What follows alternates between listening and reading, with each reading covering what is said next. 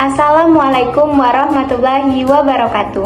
Perkenalkan, nama saya Erika Destri Ayu dengan NIM 06051382429091. Jadi di sini saya akan menyampaikan hasil tugas video teori belajar behavioristik dalam pembelajaran pada mata kuliah belajar dan pembelajaran dengan dosen pengampu Ibu Dr. Randa Umi Khotimah MPD PhD dan Bapak Rike Erlande SPD MPD. Selamat menyaksikan.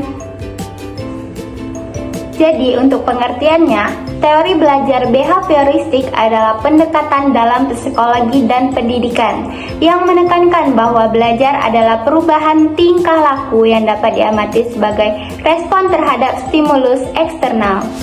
Dari pandangan behaviorisme, bukan pikiran, perasaan, atau proses mental internal yang menjadi fokus utama, melainkan hubungan stimulus respon dan bagaimana lingkungan mempengaruhi perilaku yang dihasilkan. Teori belajar behavioristik ini mulai berkembang pada akhir abad ke-19 hingga awal abad ke-20 sebagai reaksi terhadap pendekatan introspektif dalam psikologi yang dianggap terlalu subjektif. Behaviorisme ini bertujuan menjadikan psikologi sebagai ilmu yang lebih objektif dan eksperimental. Jadi, tokoh-tokoh dan kontribusinya dalam teori behavioristik itu ada 4. Yang pertama dari Ivan Pavlov. Yang kedua ada dari Edward Thorndike. Yang ketiga ada dari John Watson. Dan yang terakhir ada dari Burrhus Frederick Skinner. Prinsip-prinsip utama dalam belajar behavioristik.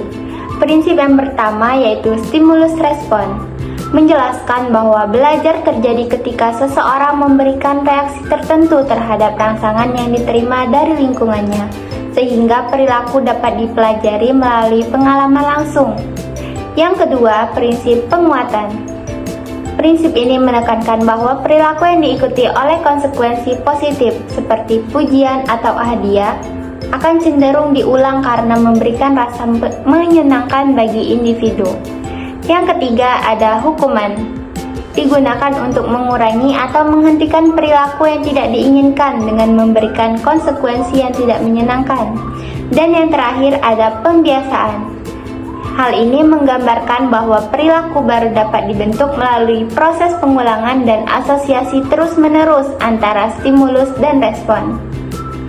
Jadi contoh nyata penerapan teori behavioristik yaitu yang pertama ada reward. Reward adalah pemberian hadiah atau sejenis pujian setelah siswa menunjukkan perilaku yang diinginkan agar perilaku tersebut terulang kembali.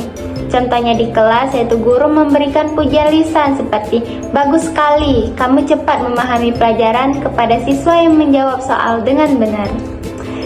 Yang kedua yaitu ada punishment. Punishment ini adalah hukuman yang diberikan untuk mengurangi atau menghilangkan perilaku yang tidak diinginkan. Nah, dalam teori behavioristik, hukuman tidak dimaksudkan untuk menyakiti, tetapi untuk mendisiplinkan siswa tersebut. Contohnya di kelas yaitu siswa yang berbicara saat guru menjelaskan diberi peringatan lisan atau diminta menulis ulang ringkasan materi sebagai tugas tambahan. Nah, yang terakhir itu ada drill and practice.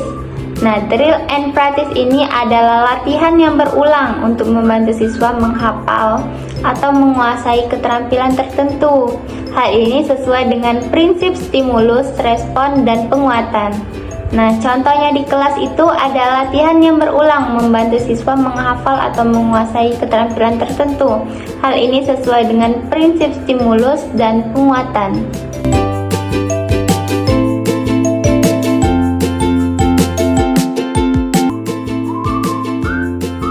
Baiklah, sekian video penjelasan dari saya tentang teori belajar behavioristik dalam pembelajaran. Semoga bermanfaat untuk yang menonton. Mohon maaf apabila ada salah kata, kepada Allah saya mohon ampun. Saya akhiri. Wassalamualaikum warahmatullahi wabarakatuh.